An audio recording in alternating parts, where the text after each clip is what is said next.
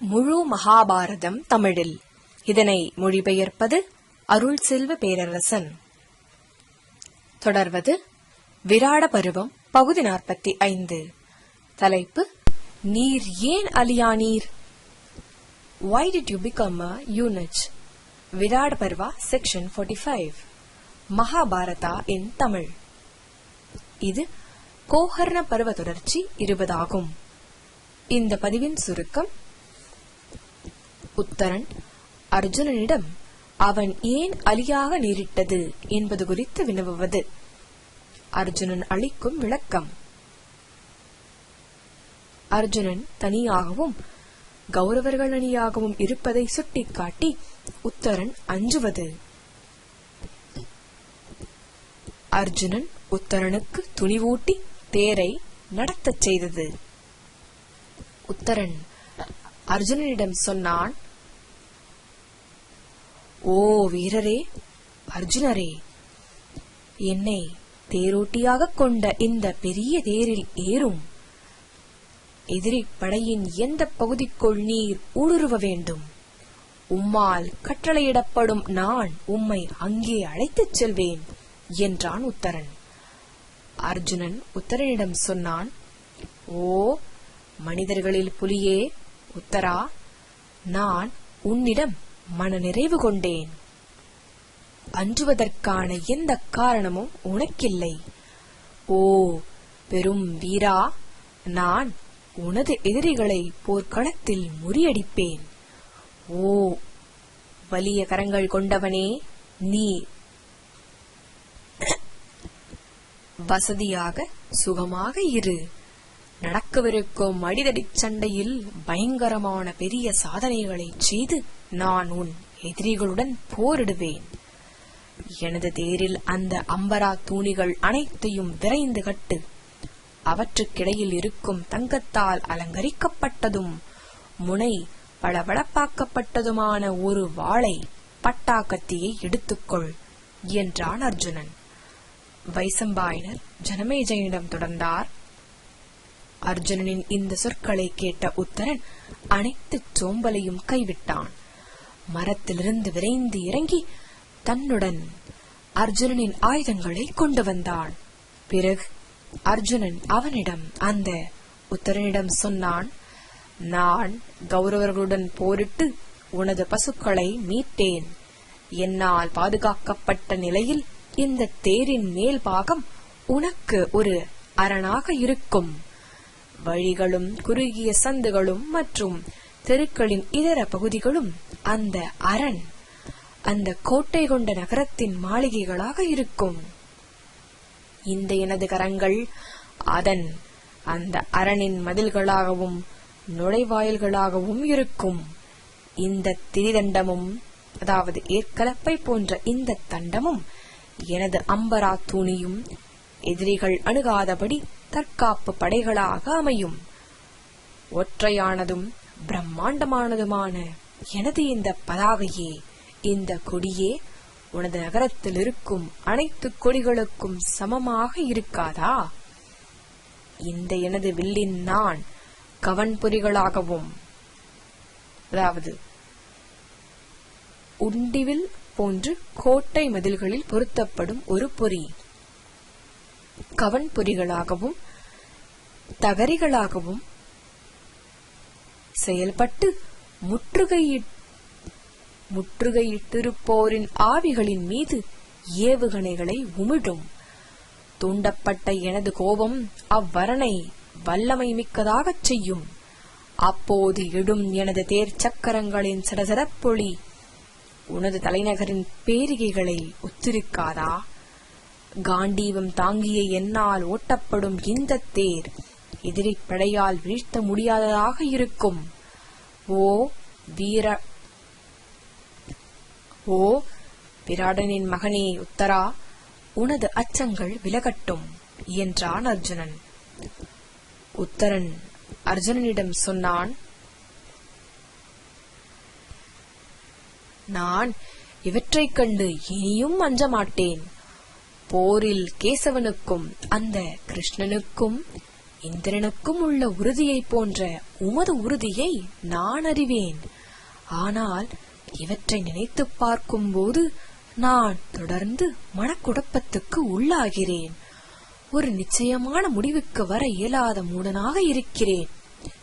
இவ்வளவு அழகிய அங்கங்களும் மங்கள குறிகளையும் கொண்ட ஒரு மனிதன் எத்தகு துயர் நிறைந்த சூழல் வந்தால் தனது ஆண்மையை இழப்பான், அலியாவான்.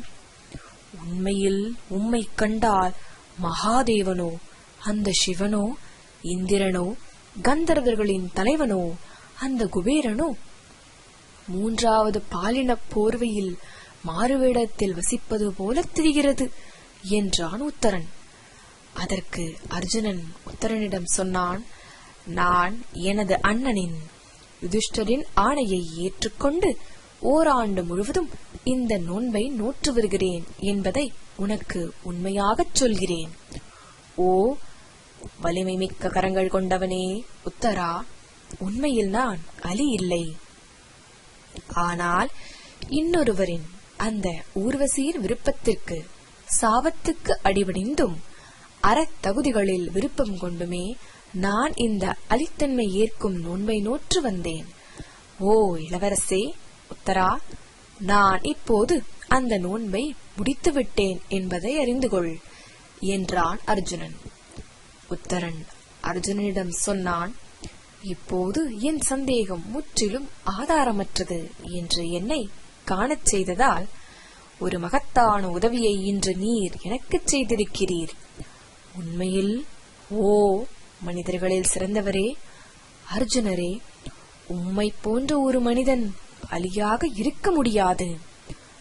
போர்க்களத்தில் எனக்கு இப்போது ஒரு கூட்டாளியை பெற்றுவிட்டேன். என்னால் இப்போது தேவர்களுடன் கூட போரிட முடியும். எனது அச்சங்கள் விலகின. நான் என்ன செய்ய வேண்டும்? எனக்கு கட்டளையிடும். கற்ற ஆசானால் தேரோட்ட பயிற்றுவிக்கப்பட்ட நான், ஓ மனிதர்களில் காளையே அர்ஜுனரே, எதிரிப்படை தலைவர்களின் தேர்களை உடைக்க வல்ல உமது குதிரைகளின் கடிவாளங்களை பிடிப்பேன். ஓ மனிதர்களில் காளையே அர்ஜுனரே, வாசுதேவனின் தாருகனை போன்றோ, சக்கரனின் அந்த இந்திரனின் மாதலை போன்றோ நான் திறமைமிக்க தேர் ஓட்டி ரதசாரதி என்பதை அறிந்து கொள்ளும். உமது தேரின் வலதுகை துருவத்தில், அதாவது நுகத்தடியில் ஊட்டப்பட்டிருப்பதும், ஓடும்போது அதன் குழம்புகள் பாதம் போன்ற அடிக்கால்கள் தரையில் படுவது அரிதாகவே தெரிவதுமான இந்த குதிரை கிருஷ்ணனின் சுக்ரீவத்திற்கு, அதாவது சுக்ரீவம், அதற்கு ஒப்பாயிருக்கிறது. தன் இனங்களில் முதன்மையானதும் இடது துருவத்தில் பூட்டப்பட்டதுமான இந்த மற்றொரு அழகிய குதிரையை மேக புஷ்பத்துக்கு இணையான வேகம் கொண்டதாக நான் கருதுகிறேன். தங்க கவசம் பூண்டதும் இடதுபுறத்தின் பின்புறத்தில் பூட்டப்பட்டதுமான இந்த மூன்றாவது அழகிய குதிரையை வேகத்தில் சைப்பியத்திற்கு நிகரானதாகவும் அதைவிட பலத்தில் மேன்மையானதாகவும் நான் கருதுகிறேன்.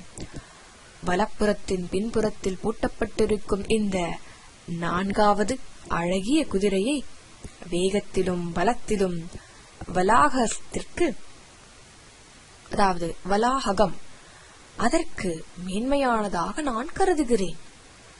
உம்மை போன்ற ஒரு வில்லாளியை போர்க்களத்தில் சுமப்பதற்கு இந்த தேர் தகுதி வாய்ந்ததாக இருக்கிறது. நீரும் இந்த தேரிலிருந்து போரிட தகுதி வாய்ந்தவராக இருக்கிறீர். இதைதான் நான் நினைக்கிறேன் என்றான் உத்தரன். வைசம்பாயனர் ஜனமேஜயிடம் தொடர்ந்தார். பிறகு பெரும் சக்தி கொண்ட அர்ஜுனன் தனது கரங்களில் இருந்த கடகங்களை, சங்க வளையங்களை களைந்து தங்கத்தால் இழைக்கப்பட்ட அழகிய கையுறைகளை அணிந்து கொண்டான்.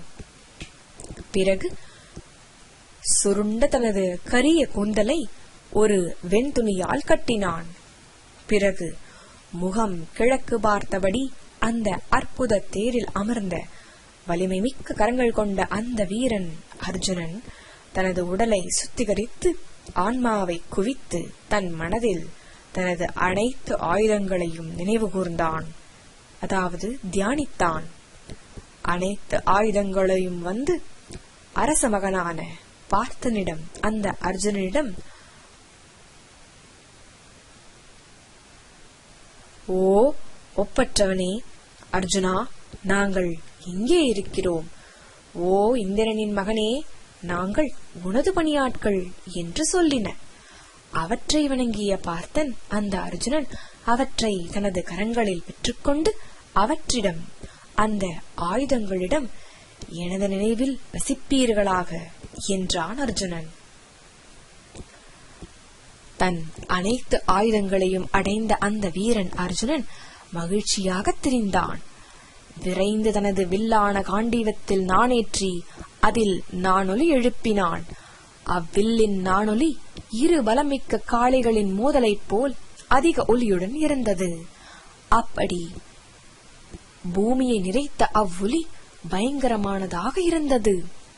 எல்லா புறங்களிலும் வீசிய காற்று உக்கிரமாக வீசியது. விழுந்து கொண்டிருந்த விண்கற்களின் மழை அடர்த்தியாக இருந்தது. அனைத்து புறங்களும் இருளில் மூழ்கின. வானத்தில் பறவைகள் அங்குமிங்கும் பறந்தன. பெருமரங்கள் நடுங்கத் தொடங்கின. இடியின் வெடிச்சத்தம் பெருவொலியாக இருந்தது. தனது தேரிலிருந்து விற்களில் சிறந்த தனது வில்லின் நாணில் அர்ஜுனன் எழுப்பிய நானொலியே அது என்பதை அவ்வொலியில் இருந்தே குருக்கள், கௌரவர்கள் அறிந்து கொண்டனர். பிறகு உத்தரன் அர்ஜுனனிடம் சொன்னான், ஓ பாண்டவர்களில் சிறந்தவரே அர்ஜுனரே, நீர் தனியாக இருக்கிறீர். இந்த வளமிக்க தேர் வீரர்களோ பலராக இருக்கின்றனர். அனைத்து வகை ஆயுதங்களிலும் திறம் பெற்ற இந்த அனைவரையும் போர்க்களத்தில் நீர் எப்படி வெல்லப் போகிறீர்? ஓ குந்தியின் மகனே அர்ஜுனரே, நீர் ஒரு தொண்டரும் அற்றிருக்கிறீர். அதே வேளையில் கௌரவர்களுக்கு பலர் இருக்கின்றனர். ஓ வலிமைமிக்க கரங்கள் கொண்டவரே அர்ஜுனரே, அருகில் இருக்கும் நான் இதற்காகவே அச்சத்தால் பீடிக்கப்படுகிறேன் என்றான் உத்தரன். உரத்த சிரிப்பை வெடித்துச் சிரித்த பார்த்தன் அர்ஜுனன் அவனை அந்த உத்தரனை நோக்கி கூறினான், ஓ வீரா உத்தரா, அஞ்சாதே. கோஷ யாத்திரை நிகழ்வில் வலிமை மிக்க கந்தர்வர்களுடன் நான் போரிட்ட போது நட்புடன் என்னை பின்பற்றி வந்த தொண்டர் யாரை பெற்றிருந்தேன்? காண்டவ வனத்தில் தேவர்கள் மற்றும் தானவர்கள் பலருடன் பயங்கர மோதலில் ஈடுபட்ட எனக்கு எந்த கூட்டாளி இருந்தான்? வலிமை மிக்க